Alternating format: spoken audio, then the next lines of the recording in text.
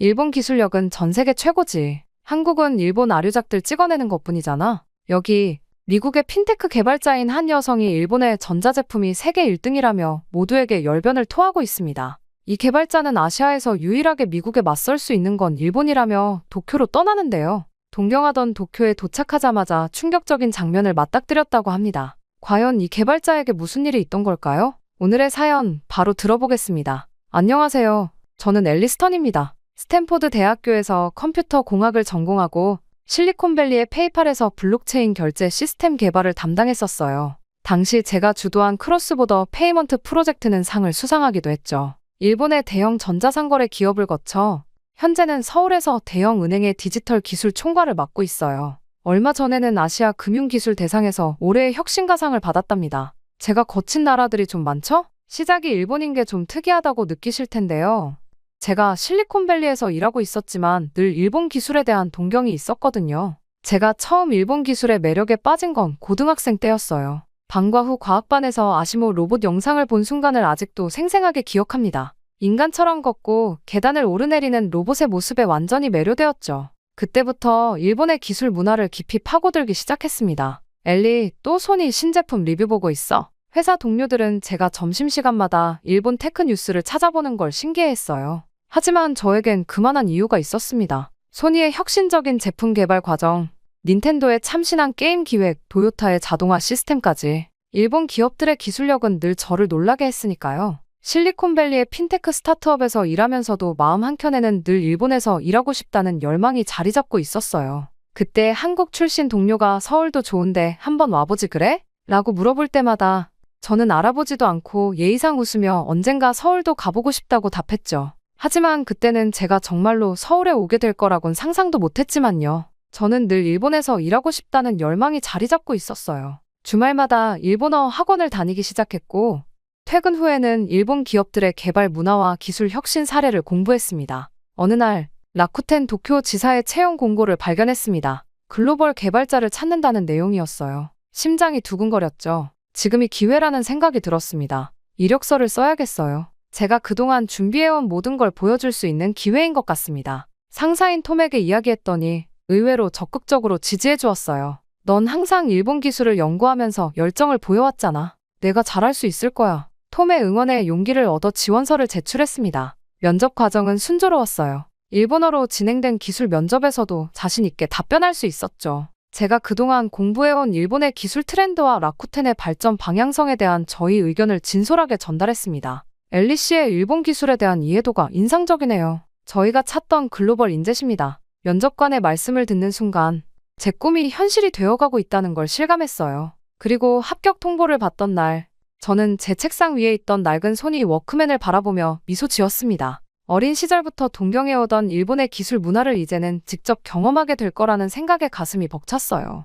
드디어 제가 꿈꾸던 곳으로 가네요. 일본의 기술 혁신을 직접 경험하고 참여할 수 있다니. 퇴사를 앞두고 동료들과 작별 인사를 나누면서 저는 새로운 도전에 대한 기대로 가득 찼습니다. 로봇 공학의 선두주자이자 첨단 기술의 본산인 일본에서 저는 어떤 혁신적인 프로젝트들을 만나게 될까요? 어떤 놀라운 기술들을 접하게 될까요? 저는 비자 발급을 마치고 짐을 꾸리면서 저는 제가 그동안 모아온 일본 테크 기업들의 자료들을 다시 한번 훑어보았습니다. 소니, 닌텐도, 도요타, 이 기업들이 만들어낸 혁신의 역사가 담긴 페이지들을 넘기며 이제 제가 그 역사의 한 페이지를 써내려가게 될 거라는 생각에 가슴이 뛰더라고요. 일본에서의 새로운 시작이 기대되네요. 이제 제가 동경해오던 기술 혁신의 현장에서 일하게 되다니. 그렇게 일본에 도착해 짐을 정리하면서 저는 앞으로 펼쳐질 새로운 챕터에 대한 기대로 가득 찼습니다. 그리고 대망의 출근 날이 되었어요. 환영합니다, 엘리 씨. 이쪽이 당신의 자리예요. 그렇게 라쿠텐 도쿄 지사의 첫 출근을 한 날 기대감으로 가득 찬 제 마음과는 달리 사무실 풍경은 의외로 아날로그적이었습니다. 제가 상상했던 첨단 기술의 메카와는 거리가 있었죠. 무언가 위화감이 들었어요. 책상 위에는 낡은 데스크톱 컴퓨터가 놓여 있었고 주변에는 팩스 기계의 소리가 끊임없이 울려 퍼졌습니다. 이게 정말 일본인가? 속으로 중얼거리며 자리에 앉았습니다. 실리콘밸리에서는 모든 직원이 최신 맥북을 사용했고 클라우드 기반 업무 환경이 당연했는데 말이죠. 문득 한국 출신 대학 동기가 보내준 서울 스타트업 사무실 사진이 떠올랐어요. 전면 유리창 너머로 보이는 도시 전경, 최신식 스탠딩 데스크가 가득했던 모습이요. 엘리 씨, 이건 휴가 신청서고, 이건 업무일지, 그리고 이건 지출 결의서예요. 모두 도장이 필요하니 잊지 마세요. 인사팀 직원이 수북이 서류를 내밀었습니다. 모든 문서는 일본어였고 각각 다른 결제 라인을 따라야 했죠. 아, 네? 그런데 이런 건 전자결제 시스템으로는 처리할 수 없나요? 우리는 기존 방식을 선호합니다. 확실하고 안전하거든요. 돌아온 답변에 고개를 끄덕였지만 마음 한켠이 묘하게 불편했어요. 그리고 점심시간이 되었어요. 동료들과 식당에 갔을 때도 충격의 연속이었습니다. 모두들 현금으로 계산하더군요. 저는 당연히 신용카드나 모바일 결제를 준비했었는데 실리콘밸리에서는 지갑 없이 스마트폰만으로도 충분했고 한국 친구들은 삼성페이 하나로 모든 걸 해결한다고 자랑하곤 했었는데 말이에요. 전 결국 근처 ATM을 찾아 현금을 인출해야 했죠. 이런 일은 비일비재했어요. 저녁에 동료들과 이자카야에 가도 주말에 아키하바라를 둘러봐도 현금이 필요한 순간이 너무나 많았습니다. 그리고 업무 환경도 예상과는 달랐어요. 새로운 기능 개발을 제안하면 수많은 회의와 결제가 필요했고 그 과정에서 산더미 같은 문서 작업이 쌓여갔습니다. 한국 개발자 친구는 매주 새로운 기능을 배포한다고 자랑했는데 여기서는 한 가지 기능을 추가하는데도 몇 달이 걸리곤 했죠. 이 부분은 A팀의 승인이 필요하고 B팀의 검토를 거쳐 C팀의 최종 확인을 받아야 합니다. 프로젝트 매니저의 설명을 들으며 저는 속으로 한숨을 쉬었어요. 실리콘밸리에서라면 하루 만에 결정될 일이 여기서는 왜 이렇게 복잡한 걸까요? 또한 레거시 시스템도 큰 문제였습니다. 2000년대 초반에 만들어진 코드베이스를 여전히 사용하고 있었고 새로운 기술 도입에는 극도로 보수적이었어요. GitHub도 제한적으로만 사용했고 대부분의 코드 리뷰는 대면 회의를 통해 이루어졌죠. 보안상의 이유로 클라우드 서비스는 사용할 수 없습니다. 이 말을 들었을 때 저는 실리콘밸리의 스타트업은 물론 한국의 IT 기업들도 이미 클라우드를 적극적으로 활용하고 있다는 걸 떠올렸어요. 속이 답답했습니다. 당연히 외국인 직원을 위한 시스템도 미비했죠. 모든 사내 공지는 일본어로만 제공되었고 영어 버전은 존재하지 않았어요. 은행 업무도 마찬가지였고요. 인터넷 뱅킹을 신청하려면 수십 장의 일본어 서류를 작성해야 했고 영어 지원은 거의 없었습니다. 엘리 씨, 은행에 직접 방문하셔야 할 것 같네요. 통장 정리를 위해서요. 인사팀의 말에 저는 또 한 번 충격을 받았어요. 통장을 정리하러 은행을 방문해야 한다니.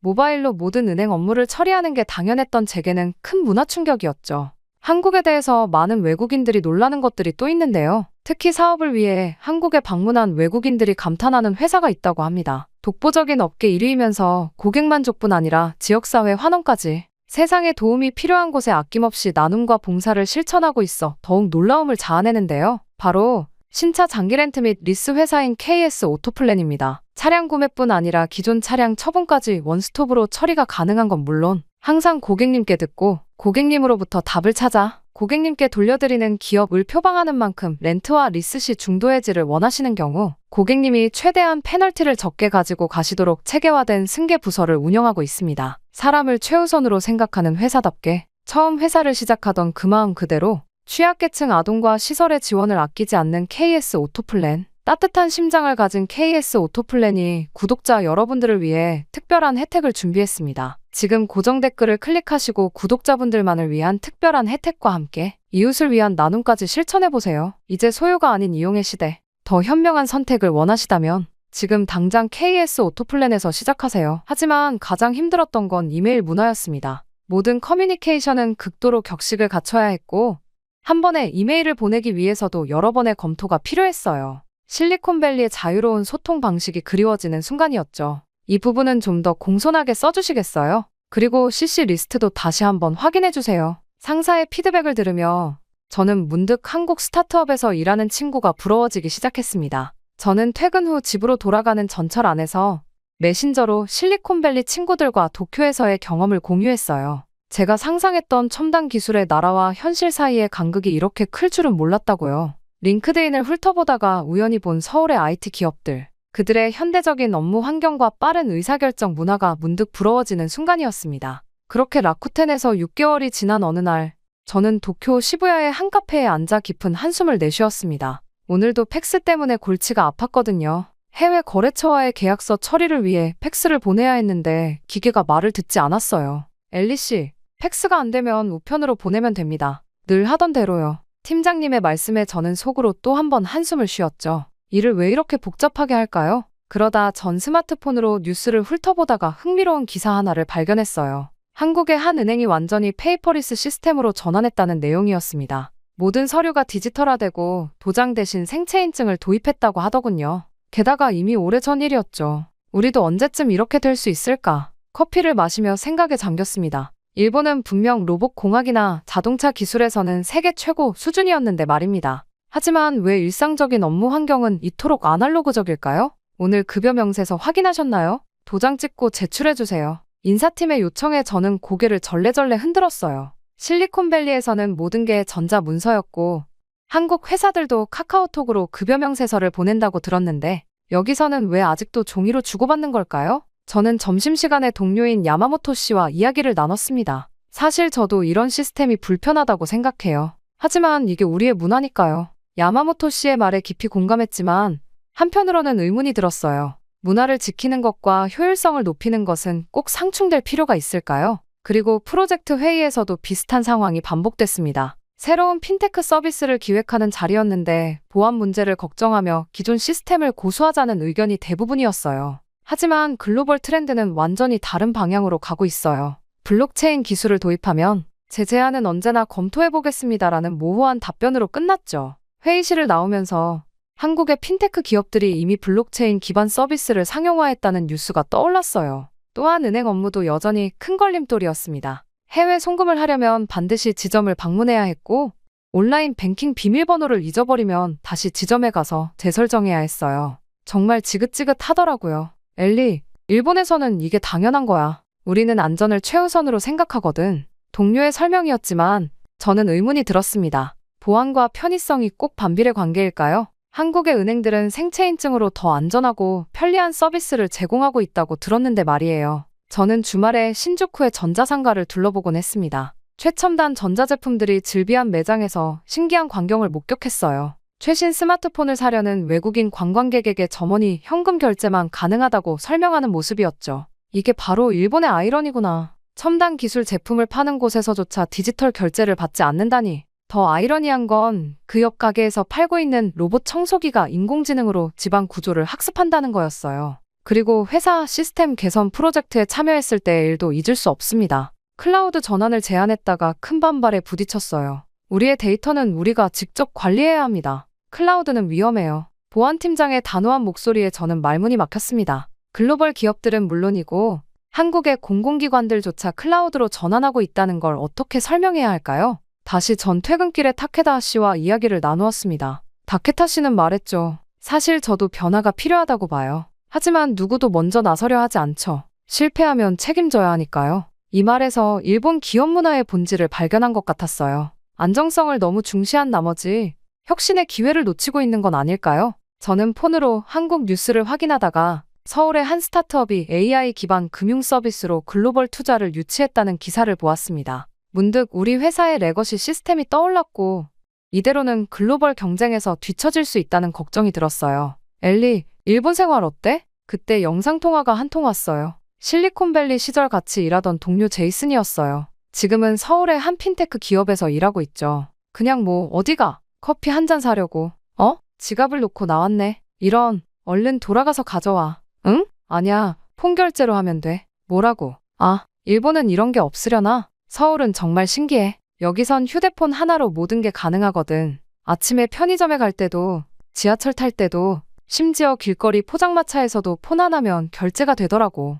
호기심이 생겼습니다. 다음 날에는 제가 제이슨에게 영상통화를 걸었어요. 자세히 얘기해줘. 거기서는 어떻게 일하는지 궁금해. 제이슨은 자신의 사무실을 카메라로 비추었습니다. 개방적인 공간, 최신식 장비들, 그리고 가장 눈에 띈 건 직원들의 활기찬 모습이었어요. 솔직히 좀 부럽더라고요. 지금 제 앞에 있는 풍경과 다른 광경의 기도 살짝 죽었습니다. 우리 회사는 모든 게 페이퍼리스야. 전자결제는 기본이고 회의록도 자동으로 AI가 정리해주지. 아, 그리고 이건 정말 대단한데. 우리가 개발 중인 새로운 결제 시스템은 생체 인증만으로 모든 금융거래가 가능해. 제 눈이 커졌습니다. 라쿠텐에서는 새로운 기능 하나를 추가하는데도 수많은 서류 작업과 도장이 필요한데. 근데 그게 다가 아니야. 여기 금융규제도 정말 선진적이더라고. 규제 샌드박스 덕분에 새로운 서비스를 빠르게 테스트하고 출시할 수 있어. 우리 팀은 지난달에만 3개의 새로운 피처를 론칭했어. 제이슨의 이야기는 계속 이어졌습니다. 서울의 핀테크 생태계, 빠른 의사결정 문화, 그리고 무엇보다 직원들의 복지가 정말 인상적이었어요. 재택근무도 자유롭고 사내 카페테리아도 있어. 아, 그리고 이건 진짜 충격적이었는데 입사하자마자 최신형 맥북을 줬어. 물론 개발 환경은 내가 원하는 대로 설정할 수 있고 저는 제 책상 위에 놓인 구형 데스크톱을 바라보았어요. 새로운 개발 툴을 설치하려면 IT팀의 승인을 받아야 하는 현실이 떠올랐죠. 어제는 정말 놀라운 일이 있었어. 팀장님이 갑자기 새로운 아이디어를 내셨는데 우리가 그 자리에서 바로 프로토타입을 만들어봤어. 2시간 만에 기본 기능이 구현됐지. 한국 사람들은 이런 걸 빨리빨리 문화라고 하더라고. 제이슨의 말에 저도 모르게 한숨이 나왔어요. 여기서는 하나의 기능을 추가하는데도 몇 주가 걸리는데 그나저나 여기 물가가 진짜 합리적이야. 회사 근처 코워킹 스페이스에서 일하는 글로벌 개발자들도 많아. 다들 서울이 살기 좋다고 하더라고. 여기 대기업들도 외국인 개발자를 적극적으로 뽑고 있어. 저도 모르게 서울의 날씨를 검색해보았어요. 도쿄와 비슷하네요. 문득 진지한 고민이 들었습니다. 야근은 어때? 도쿄는 너무 힘들어. 물론 바쁠 때는 있지. 하지만 우리 회사는 자율 출퇴근이야. 코어타임 외에는 내가 원하는 시간에 일할 수 있어. 그리고 업무 효율이 정말 높아. 제이슨이 보내준 사무실 사진들을 보며 저는 깊은 생각에 잠겼어요. 최신식 휴게 공간, 수면실, 샤워실까지. 개발자를 위한 환경이 완벽해 보였습니다. 아, 그리고 가장 중요한 걸 깜빡했네. 여기는 기술 스택 선택도 자유로워. 레거시 시스템에 발이 묶여있는 현재 상황이 떠올랐어요. 새로운 기술을 도입하고 싶어도 할 수 없는 현실이 더욱 답답하게 느껴졌죠. 다음 달에 우리 팀에서 새로운 포지션이 열릴 것 같아. 관심 있으면 내가 레퍼럴 해줄게. 연봉도 도쿄랑 비슷하고 스톡 옵션도 있어. 통화를 끊고 난 후 저는 많은 생각에 잠겼습니다. 착잡하기도 했지만 왠지 모르게 가슴이 두근거리고 있었어요. 지원해보는 건 어떨까? 도쿄의 한 스타벅스에서 제이슨이 보내준 채용 공고를 다시 한번 읽어보았습니다. T은행의 글로벌 핀테크 개발팀. 기술 스택도 복지도 개발 문화도 모두 완벽해 보였어요. 망설임 끝에 지원서를 작성하기 시작했습니다. 실리콘밸리에서의 경험, 라쿠텐에서의 프로젝트들, 그리고 새로운 도전에 대한 저희 열정을 담았죠. 쓰고 보니 정성을 다하고 있더군요. 제 마음에 어떠한 동요가 일어난 걸까요? 그런데 놀랍게도 다음날 아침 바로 연락이 왔어요. 엘리님, 서류 검토 결과 저희가 찾던 적임자로 판단됩니다. 화상 면접은 언제가 편하실까요? 그리고 일본에서의 길고 복잡했던 채용 과정과는 완전히 달라 깜짝 놀랐어요. 이틀 뒤 첫 면접, 그리고 사흘간의 기술 면접을 거쳐 최종 합격 통보를 받았습니다. 모든 과정이 화상으로 진행됐고 결정도 빨랐죠. 축하해, 엘리. 이제 우리 같이 한국에 있게 됐네. 제이슨의 축하 메시지를 받으며 웃음이 났어요. 하지만 동시에 걱정도 되었죠. 또 다른 나라로의 이동, 새로운 환경에 적응. 그런데 놀라웠던 건 그 다음이었습니다. T은행의 인사팀에서 모든 비자 발급 절차를 도와주겠다고 했어요. 온라인으로 필요한 서류를 제출하고 나머지는 그들이 처리해 주었죠. 한국의 비자 발급 시스템이 완전히 디지털화되어 있어서 처리가 빠릅니다. 걱정하지 마세요. 인사 담당자의 말에 안도감이 들었어요. 일본에서 겪었던 복잡한 행정 절차가 떠올랐거든요. 그리고 회사에 사직서를 제출하는 날, 팀장님께서 물으셨어요. 한국으로 가시는 이유가 궁금합니다. 새로운 도전을 해보고 싶어요. 특히 핀테크 분야에서 혁신적인 시도를 해보고 싶습니다. 제 대답에 팀장님은 잠시 생각에 잠기셨다가 말씀하셨어요. 우리도 변화가 필요하다는 걸 알지만 쉽지 않네요. 가서 좋은 경험 많이 하시길 바랍니다. 서울에서의 새로운 삶을 준비는 모든 게 순조로웠죠. 회사에서 소개해준 부동산 앱으로 원룸을 계약했고 휴대폰 개통도 온라인으로 미리 해결했습니다. 정말 일사천리더군요. 저는 이사 준비를 하면서 문득 깨달았어요. 도쿄에서 모았던 현금 다발과 도장들이 이제는 필요 없겠구나. 서울은 모든 게 디지털화되어 있다고 하니까요. 너무 홀가분했습니다. 입사하시면 법인카드와 최신형 맥북을 바로 지급해드립니다. 개발 환경 설정은 자유롭게 하시면 됩니다. 인사팀의 안내 메일을 받고 있자니 가슴이 설렜어요. 드디어 제가 꿈꾸던 환경에서 일할 수 있게 된 거죠. 제 인생에서 예정에도 없던 한국이 불쑥 다가온 거예요. 이게 된다고요? 그렇게 입사 첫날, 제 눈앞에서 벌어진 광경은 믿기 힘들 정도였어요. 인사팀 직원이 제 얼굴을 한번 스캔하더니 모든 출입증 발급이 끝났다고 하더군요. 생체 인증만으로 건물 어디든 출입할 수 있다고 했어요. 저는 어안이 벙벙했습니다. 일본이었으면 상상도 못했을 일이었죠. 특히 한국인들은 늘 새로움을 추구했고 늘 빨랐습니다. 한국은 이미 우리 시대에 할 수 있는 모든 기술을 다 활용해서 살아가고 있었어요.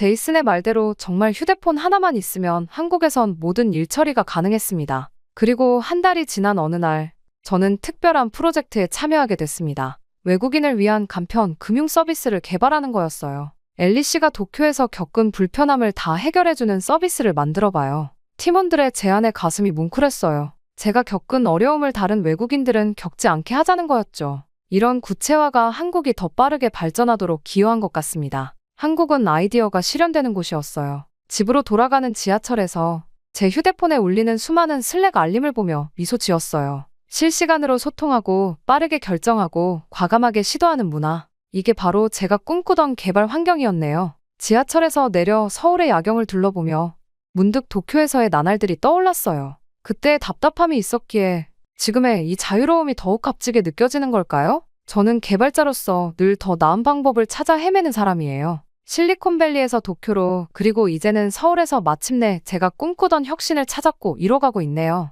어쩌면 이런 우여곡절이 있었기에 지금 이 순간이 더욱 특별한 걸지도 모르겠습니다. 한국은 제 꿈을 이루어준 곳이에요. 시청자 여러분, 저의 사연은 여기까지입니다. 이야기를 끝까지 들어주셔서 감사합니다. 이 이야기를 통해 제가 전하고 싶었던 건 변화가 두려울 수도 있지만 그 속에 담긴 기회를 발견하는 용기가 얼마나 중요한지에 대한 거였어요. 비록 힘들었지만 도쿄에서의 경험이 없었다면 저는 서울의 혁신적인 기술 환경이 얼마나 특별한지 깨닫지 못했을 거예요. 이제 저는 서울에서 새로운 꿈을 꾸고 있습니다. 전 세계 개발자들에게 한국의 혁신적인 기술 문화를 알리는 것, 그리고 더 나은 미래를 만드는 데 기여하는 것. 그 꿈을 위해 오늘도 열심히 코딩하고 있답니다. 여러분의 도전과 성장을 응원하면서 이만 인사드리도록 할게요. 다시 한번 제 이야기에 귀 기울여 주셔서 감사합니다. 안녕히 계세요. 한국인이 태국인 사업가에게 사기친 돈이 몇 억이라고. 이게 다 한국인들이 태국을 무시하니까 그렇지. 한국인들 인성이 이 모양이니 우리가 한국을 싫어하는 거야. 여기 태국의 명문대에 다니는 한 여학생이 결의에 찬 표정으로 SNS를 열심히 올리고 있습니다. 태국인들은 벤코리아 해시태그를 달며 신랄하게 한국을 욕하고 있는데요. 도대체 한국에 무슨 일을 당했길래 SNS로 세계에 한국의 실태를 알리겠다며 난리를 치는 걸까요? 오늘의 사연 한번 만나보겠습니다. 안녕하세요. 저는 마리사입니다. 제 아버지는 태국 최대 건설그룹 회장이시고 어머니는 방콕에서 가장 유명한 보석 갤러리의 대표이신데요. 남들이 보기에는 부러울 것 없는 환경이었을 거예요. 태국 최고의 명문인 마이돌 대학교 3학년생이고 학업 성적도 늘 상위 1%를 유지하고 있으니까요. 그리고 저는 그저 평범한 한류 팬이기도 했어요. 매일 유튜브에서 한국 아이돌을 검색하고 넷플릭스로 한국 드라마를 보는 게 저의 일상이었죠. 하지만 제가 사랑하는 한국이 제 가장 친한 친구의 가정을 송두리째 무너뜨렸고 저 또한 한국을 다시 보게 되는 한 사건을 이야기해 보려고 합니다. 제가 다니는 마이돌 대학교의 캠퍼스는 늘 활기가 넘쳤습니다.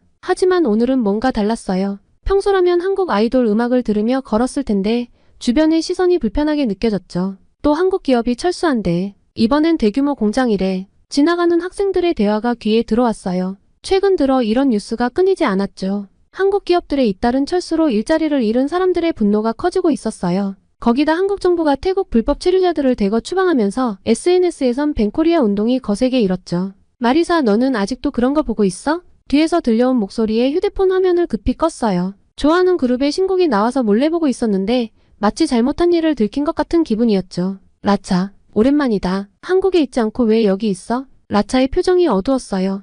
6개월 전부터 한국에서 IT 스타트업을 준비하고 있었는데 뭔가 좋지 않은 예감이 들었습니다. 나 한국에서 사기를 당했어. 순간 귀를 의심했어요. 라차는 늘 신중하고 똑똑한 아이였는데 말이에요. 처음엔 정말 믿을 만한 투자자 같았어. 여러 번 만나면서 신뢰도 쌓았고 계약서도 변호사랑 꼼꼼히 검토했는데 라차의 눈에서 눈물이 흘러내렸어요. 더 큰 문제는 그 돈이 라차 부모님의 은퇴 자금이었다는 거예요. 돈을 보내고 나서부터 연락이 끊겼어. 경찰에 신고했는데 이미 해외 계좌로 다 빠져나가고 없대. 한국인이 내 뒤통수를 친 거야. 캠퍼스 곳곳에 붙은 포스터가 눈에 들어왔어요. 벤코리아 운동에 동참하세요. 우리의 일자리를 지켜주세요. 불과 몇 주 전만 해도 없던 광경이었죠. 지금 태국 사람들이 한국에서 얼마나 고통받고 있는지 알아? 불법 체류자라고 한들 짐승처럼 쫓겨나고 있어. 라차의 목소리가 떨렸어요. 뉴스에서도 연일 보도되는 내용이었죠. 수천 명의 태국인들이 강제 추방되면서 양국 관계는 최악으로 치달았습니다. 그날 이후 라차는 완전히 달라졌어요.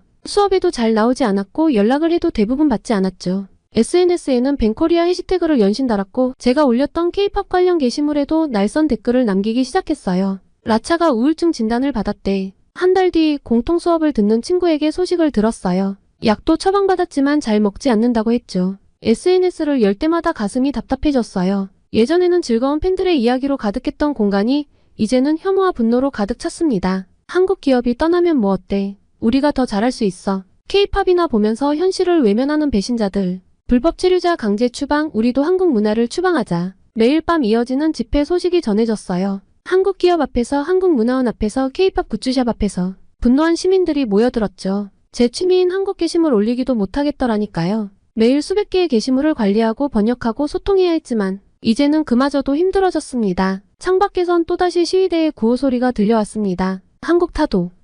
우리의 존엄을 지키자.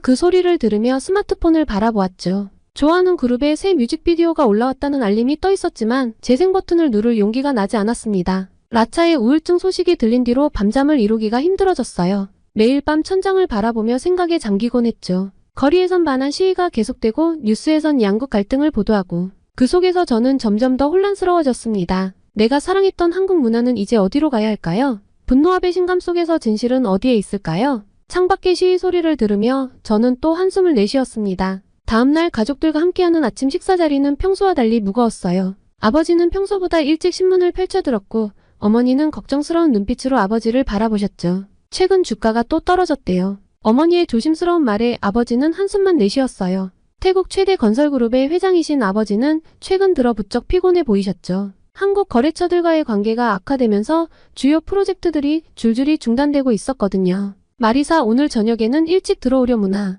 아버지의 목소리가 평소보다 낮았습니다. 요즘 들어 자주 늦게까지 회사에 계시던 아버지가 일찍 귀가하신다니 분명 중요한 이야기가 있으실 것 같았어요. 학교에 도착하자 캠퍼스는 여전히 시끄러웠습니다. 뱅코리아 운동이 더욱 거세지면서 곳곳에서 역시나 시위가 벌어지고 있었죠. 태국 전체를 뒤흔들고 있었어요. 마리사, 잠깐 볼 수 있을까? 강의가 끝나고 나오는데 지도 교수님이 부르셨어요. 교환학생 지원 마감이 코앞으로 다가왔는데 아직 결정을 못했다는 걸 아시는 것 같았죠. 이번에 한국의 대학교에서 연락이 왔단다. 내 성적과 한국어 실력이면 합격은 확실할 것 같아. 교수님의 말씀에 가슴이 뛰었어요. 솔직히 기뻤는데 동시에 불안감도 밀려왔습니다. 지금 이 시기에 한국으로 간다는 게 과연 옳은 걸까? 한국인들이 날 차별하면 어쩌지? 그리고 한국이 라차 말대로 나쁜 나라면 어쩌지? 불안감이 꼬리를 물고 이어졌습니다. 그리고 그날 저녁 식사 자리에서 아버지는 평소보다 많이 지쳐 보이셨습니다. 한국 쪽 파트너사들과의 계약이 대부분 파기될 것 같구나. 20년 넘게 쌓아온 관계가 이렇게 끝나다니.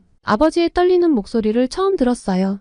회사의 주력 사업 대부분이 한국 기업들과 연관되어 있었는데 이번 사태로 모든 게 물거품이 될 위기입니다. 아버지의 우울한 얼굴을 보니 저도 한국의 배신감이 느껴지더군요. 그래도 마리사, 너는 걱정하지 말거라. 내 꿈을 위해서라면 아버지가 어떻게든. 순간 눈시울이 붉어졌어요. 이런 상황에서도 저를 먼저 생각해주시는 아버지가 너무 감사하면서도 마음이 아팠습니다. 방으로 돌아와 책상에 앉았어요.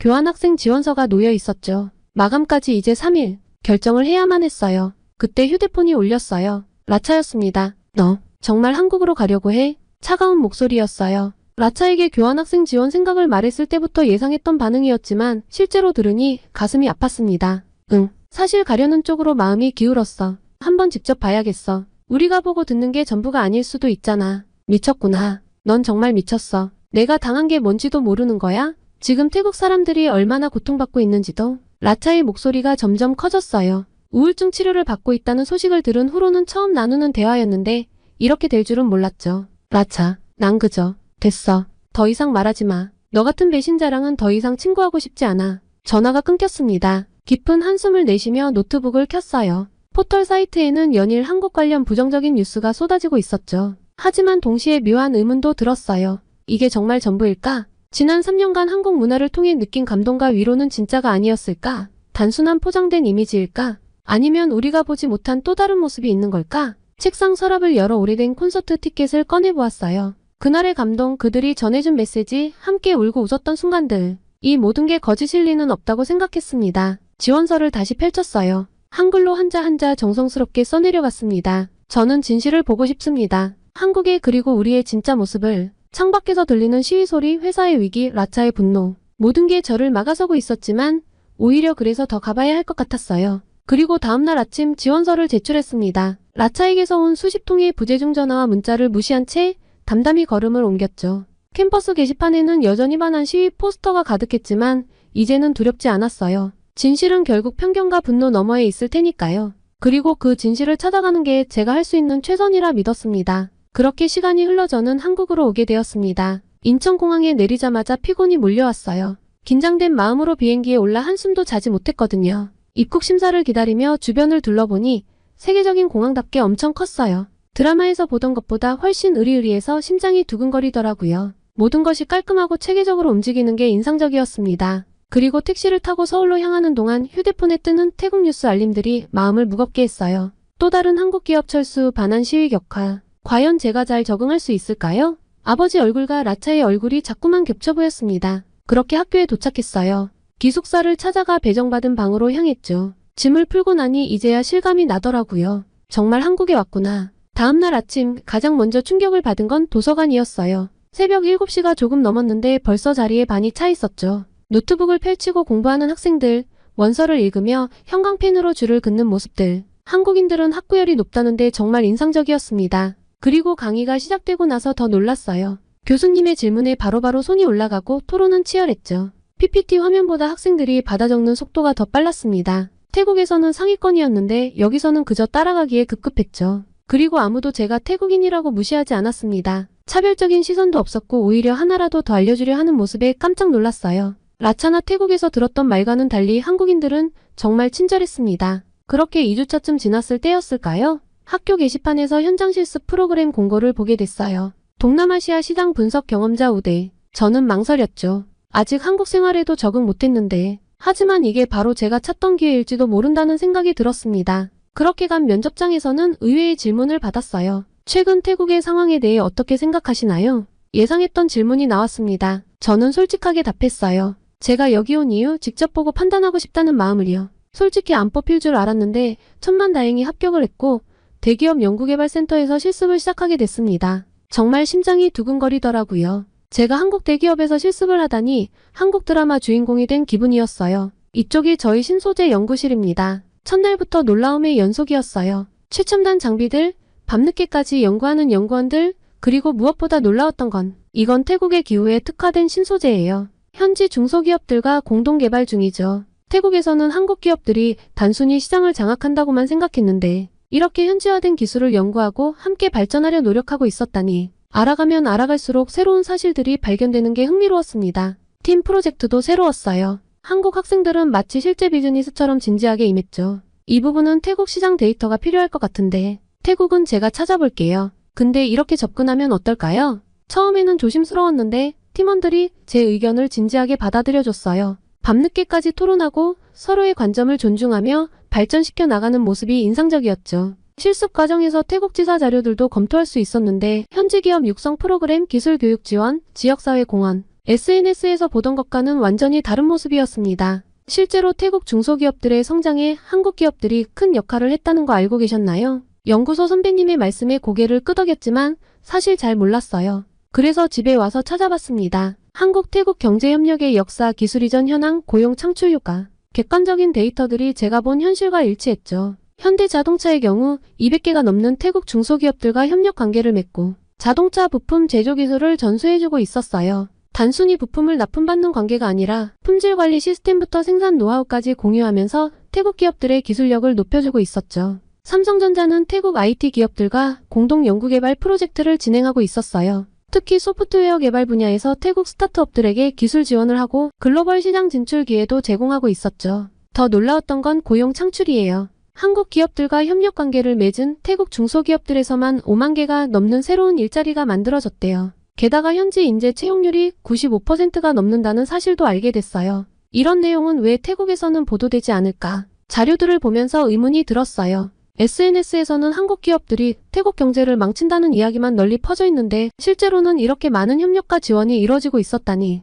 휴대폰을 열어보니 여전히 반한 시위 소식뿐이었어요. 하지만 이제는 그 기사들이 다르게 보였죠. 한쪽 면만 보여주고 있다는 게 너무나 명확했으니까요. 지금 태국은 잘못된 길을 가고 있는 거예요. 어쩌면 우리는 너무 쉽게 판단하고 있었던 걸까요? 진실은 항상 우리가 보고 싶은 것, 너머에 있다는 걸 이제야 조금씩 알아가고 있었습니다. 그리고 우연히 한 태국 방송국의 기자가 쓴 기사를 보게 되었어요. 처음에는 한국을 신랄하게 비판하는 기사였는데 직접 한국에 와서 취재한 후 그 시각이 많이 달라졌다는 내용이었어요. 나도 그랬는데 저도 처음엔 한국에 대한 편견으로 가득 차 있었어요. 하지만 현장 실습 과정에서 만난 태국 청년 리폰의 이야기가 제 시각을 바꾸는 첫 계기가 되었습니다. 저는 한국 기업에서 일하면서 처음으로 제 꿈을 이룰 수 있다고 믿게 됐어요. 리폰은 현대자동차 태국 법인의 엔지니어였어요. 방콕 외곽의 가난한 마을 출신이었지만 한국 기업의 장학 프로그램 덕분에 대학을 졸업하고 안정적인 일자리를 얻을 수 있었다고 해요.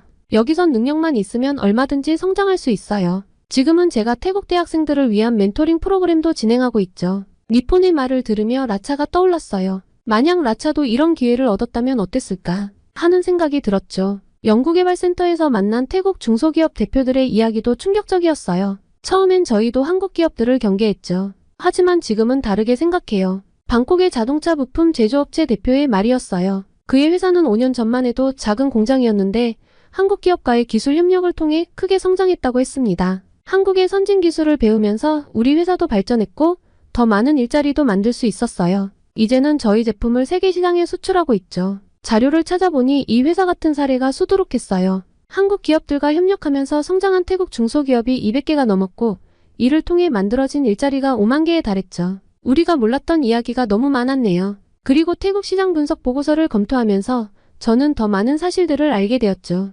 한국의 기술 이전으로 태국의 자동차 산업이 크게 발전했고 IT 분야에서도 긴밀한 협력이 이뤄지고 있었어요. 특히 인상 깊었던 건 스타트업 분야였어요. 한국의 벤처 캐피털들이 태국의 유망 스타트업들에 투자하면서 새로운 일자리들이 계속 만들어지고 있었더라고요. 왜 태국인들은 이걸 못 보고 벤코리아 운동에 열심인지 정말 답답했습니다. 라차에게도 빨리 알려주고 싶었어요. 마리사, 이 자료 한번 보세요. 선배님이 건네준 문서에는 양국 협력의 경제적 성과가 정리되어 있었어요. 지난 10년간 한국의 대태국 투자로 창출된 일자리가 15만 개, 기술 이전 건수는 1200건이 넘었죠. 사실 우리도 태국의 도움이 필요해요. 동남아 시장 진출의 교두보로서 태국은 정말 중요하거든요. 그의 말을 들으며 문득 깨달았어요. 이건 일방적인 관계가 아니었던 거예요. 한국과 태국은 서로가 서로를 필요로 하는 동반자였던 거죠. 앞으로 5년간 더 큰 투자가 계획되어 있어요. 특히 친환경 기술 분야에서요. 보고서를 읽으며 가슴이 뛰었어요. 전기차 배터리 공장 설립,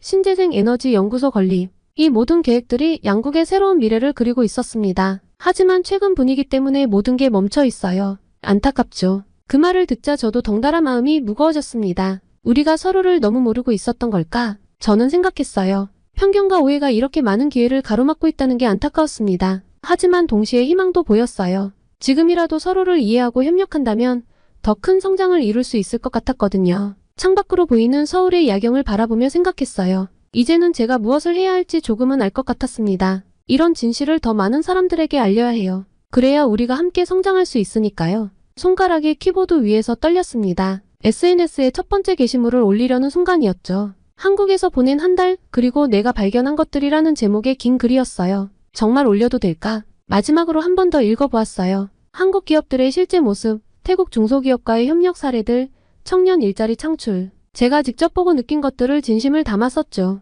제발 사람들이 제 진심, 그리고 진실을 알아줬으면 하는 바람이 컸습니다. 깊은 숨을 들이신 후 게시 버튼을 눌렀어요. 처음 1시간은 조용했어요. 하지만 그 후, 이게 무슨 친한국 프로파간다야? 너도 한국 돈에 매수당한 거야? 우리나라는 안중에도 없나 보네. 댓글이 폭포수처럼 쏟았습니다. 처음에는 하나둘이었는데 점점 더 많아졌어요. 매국노. 태국인의 자존심은 어디다 팔아먹은 거야? 한국에 세뇌당했네. 불쌍해. 너 같은 배신자는 태국으로 돌아오지 마. 심장이 쿵쾅거렸습니다. 손이 떨려서 휴대폰을 제대로 잡을 수도 없었죠. 숨이 막힐 것 같았어요. 그때 라차에게서 메시지가 왔습니다. 너 정말 실망이다. 제정신이니? 내가 당한 일을 잊었어? 이건 나까지 개무시하는 거야. 한국 사람들이 얼마나 나쁜지 너도 들었으면서. 라차의 메시지가 가장 아팠어요. 절친한 친구였는데 이제는 완전히 등을 돌린 것 같았습니다. 라차야, 내 말 좀 들어줘. 여기서 본 건 보낸 메시지는 읽지 않은 채로 남아있었습니다. 라차의 인스타그램을 보니 절 언팔로우했더군요. 그날 밤 기숙사방에서 울면서 태국 뉴스를 봤어요. 벤코리아 운동이 더욱 거세지고 있다는 기사였죠. 댓글들은 한국에 대한 증오로 가득했습니다. 다음날 상황은 더 악화됐어요. 제 SNS 계정으로 계속해서 악성 메시지가 쏟아졌고 일부 극성 팬들은 제 개인정보를 퍼뜨리기 시작했거든요. 마리사의 아버지가 한국 기업과 거래하는 회사 회장이래. 그래서 이런 글을 쓴 거야.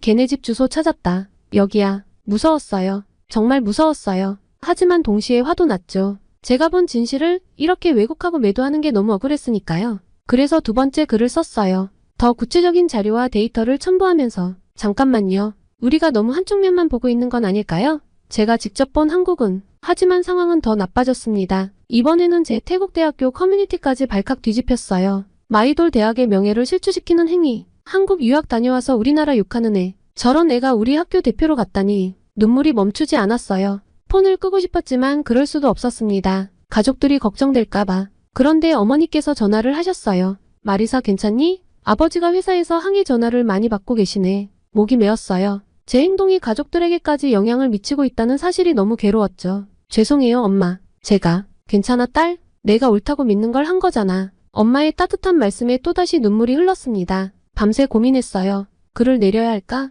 아니면 계속 진실을 알려야 할까? 제가 본 것들은 분명 진실이에요. 하지만 이 진실을 알리는 과정에서 제가 감당해야 할 대가가 너무 컸습니다. 창밖을 바라보며 생각에 잠겼어요. 이곳에서 본 것들, 배운 것들, 그리고 깨달은 진실들. 이걸 포기하고 싶지 않았습니다. 노트북을 다시 펼쳐들었어요. 이번에는 더 신중하게, 하지만 더 단단한 마음으로 글을 쓰기 시작했죠. 우리가 미워해야 할 건 서로에 대한 오해와 편견이에요. 누군가를 미워하기 전에 먼저 이해하려 노력해보는 건 어떨까요? 글을 쓰면서도 떨렸어요. 또다시 비난이 쏟아질 걸 알면서도 이번에는 물러서고 싶지 않았거든요. 라차에게도 긴 메시지를 보냈어요. 내가 겪은 일은 정말 불공평했어. 하지만 그게 전부는 아니야. 우리가 보지 못했던, 알지 못했던 이야기들이 있어. 내 말을 한 번만 들어줘. 여전히 답장은 오지 않았지만 이번에는 괜찮았어요. 언젠가는 이해해줄 거라고 믿으니까요. SNS에서 쏟아지는 비난을 보면서도 노트북을 닫을 수 없었어요. 오히려 이런 오해와 갈등을 어떻게 해결할 수 있을지 고민하게 되더라고요.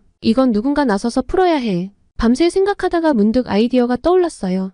SNS상의 논쟁이나 일방적인 글로는 부족해요. 직접 만나서 이야기를 나눠야 해요. 한국 태국 청년 교류 포럼. 떨리는 손으로 기획안을 작성하기 시작했습니다. 처음에는 단순한 아이디어였는데 쓰다 보니 구체적인 형태가 잡히기 시작했어요. 양국 청년들이 직접 만나 대화할 수 있는 자리, 특히 창업과 취업에 관심 있는 학생들이 모여서 아침이 밝아올 때까지 기획안을 다듬었어요. 한국 기업에서 성공한 태국 청년들의 사례 발표, 스타트업 준비하는 청년들의 토론회, 양국 기업 인사 담당자들과의 만남까지 계획에 모두 넣었어요. 마리사, 이거 정말 대단한데? 한국 친구 선영이가 기획안을 검토해주면서 말했어요. 국제교류처에 제안해보라고 조언해 주었죠. 교수님께도 자문을 구했어요. 흥미로운 시도네요. 하지만 현실적인 어려움이 많을 거예요. 교수님의 우려는 당연했어요. 예산 문제도 있고 양국 학생들의 참여를 이끌어내는 것도 쉽지 않을 거예요. 하지만 이대로 멈출 순 없었죠. 한번 시도해보겠습니다. 퇴근 후에도 이메일을 보내고 전화를 돌리고 있어요. 양국에서 사업하는 기업들, 문화교류에 관심 있는 단체들을 찾아보면서 다행히 몇 군데서 긍정적인 반응이 오고 있었습니다. 가장 큰 고민은 라차예요. 아직도 제 메시지를 읽지 않고 있지만 이번 포럼에 꼭 초대하고 싶어요. 라차야, 내가 직접 와서 한국 청년들과 이야기를 나눠봐. 내가 겪은 어려움도 털어놓고 그들의 이야기도 들어보자. 긴 메시지를 보내고 나서 답장을 기다리는 중이에요. 아직 읽지는 않았지만 언젠가는 읽을 거예요. 현재 포럼 준비는 막바지에 이르고 있어요. 20명의 한국 학생들과 15명의 태국 학생들이 참가 신청을 했죠. 니폰도 발표자로 참여하기로 했습니다. 저는 한국 기업에서 일하면서 많이 배웠어요. 이런 경험을 다른 태국 청년들과 나누고 싶어요. 니폰의 말에 용기를 얻었어요. 이런 진정성 있는 이야기들이 쌓이다 보면 분명 변화가 시작될 거예요. 더 큰 계획도 구상 중이에요. 포럼을 시작으로 양국 청년 창업 인큐베이팅 프로그램을 만들고 싶어요. 한국과 태국의 청년들이 함께 창업을 준비하고 서로의 시장을 이해하며 함께 성장할 수 있는 플랫폼이죠. 이건 단순한 교류 프로그램이 아니에요. 우리의 미래를 함께 만들어가는 거죠. 발표 자료를 준비하면서 이런 생각이 들었습니다. 지금 SNS에서는 여전히 비난과 악성 댓글이 이어지고 있지만 이제는 두렵지 않아요. 진실은 결국 만남을 통해 전해질 거야. 포럼 날짜가 다가오고 있어요. 모든 게 완벽하진 않겠지만 이게 시작이에요. 첫걸음이 가장 어렵다지만 누군가는 그 첫걸음을 내딛어야 하니까요. 마리사 포럼 포스터 초안이 나왔어. 디자인팀에서 보내온 포스터를 보며 가슴이 뛰었습니다. 함께 꿈꾸는 미래. 한태 청년 교류 포럼. 이제 정말 현실이 되어가고 있네요. 라차에게 또 메시지를 보냈습니다. 내가 겪은 일은 정말 불공평했어. 하지만 그걸 변화시킬 수 있는 건 우리야. 이번 포럼에서 내 이야기를 들려줘. 내 경험이 다른 청년들에게 도움이 될 거야. 아직도 답장은 없지만 포기하지 않을 거예요. 이건 라차만의 문제가 아니니까요. 우리 모두의 이야기, 우리 모두의 미래니까요. 현재 인큐베이팅 프로그램 기획안도 작성 중이에요. 실리콘밸리의 스타트업 인큐베이터들을 참고하면서 한국과 태국의 특성을 반영한 프로그램을 구상하고 있죠. 양국의 장점을 결합하면 더 큰 시너지가 날 거예요. 이제 첫 포럼이 일주일 앞으로 다가왔어요. 떨리지만 설레는 마음이 더 큽니다. 이게 끝이 아닌 시작이 될 거라는 걸 알고 있으니까요. 그리고 라차에게 답장이 왔어요. 마리사, 기분을 좀 가라앉히고 네가 보낸 메시지들을 다 읽어봤어. 보내준 자료들도 봤고 내가 개인적인 감정으로 한국에 오해가 있던 게 맞아. 인정해. 저는 정말 뛸 듯이 기뻤습니다. 그래서 내 사기당한 사건도 다시 봤는데 뒤통수 친 놈이 한국인이 아니라 조선족이라더라. 중국인이래. 그리고 라차가 포럼에 오겠다고 말할 땐 눈물까지 날 뻔했더라니까요. 저는 지금도 포럼 준비로 바쁜 나날을 보내고 있어요. 여러분께 제 이야기를 들려드리는 동안에도 태국에서 새로운 참가 신청이 들어왔다는 소식을 받았네요. 여러분, 제 이야기를 여기까지 들어주셔서 진심으로 감사드립니다. 처음 한국에 왔을 때의 불안한 마음, 현장 실습에서 배운 것들, SNS에서 맞닥뜨린 비난과 고민들, 이 모든 이야기를 끝까지 귀 기울여 들어주셔서 감사해요. 사실 이 이야기를 하는 게 쉽지 않았어요. 아직도 진행 중인 일이고 여러분도 저를 보는 시선이 어떨지 조금 두렵기도 하거든요. 하지만 이 이야기를 들려드리면서 제가 가야 할 길이 더 선명해지는 것 같아요. 앞으로 어떻게 될지는 저도 모르겠어요. 다가오는 포럼이 성공할지, 제가 꿈꾸는 인큐베이팅 프로그램이 실현될 수 있을지. 하지만 한 가지 확실한 건 이제는 두렵지 않다는 거예요. 제 이야기가 조금이나마 한국과 태국의 관계를 이해하는 데 도움이 되었길 바랍니다. 그리고 무엇보다 편견과 오해를 넘어 서로를 이해하려 노력하는 것이 얼마나 중요한지 느끼실 수 있었기를 바라요. 다시 한번 제 이야기에 귀 기울여 주셔서 감사합니다. 이제 저는 포럼 준비를 하러 가봐야겠네요. 우리의 이야기는 여기서 끝이 아닌 새로운 시작이 될 거예요. 여러분도 각자의 자리에서 누군가의 이야기에 귀 기울이고 편견 없이 바라보는 용기를 가지시길 바랍니다. 감사합니다.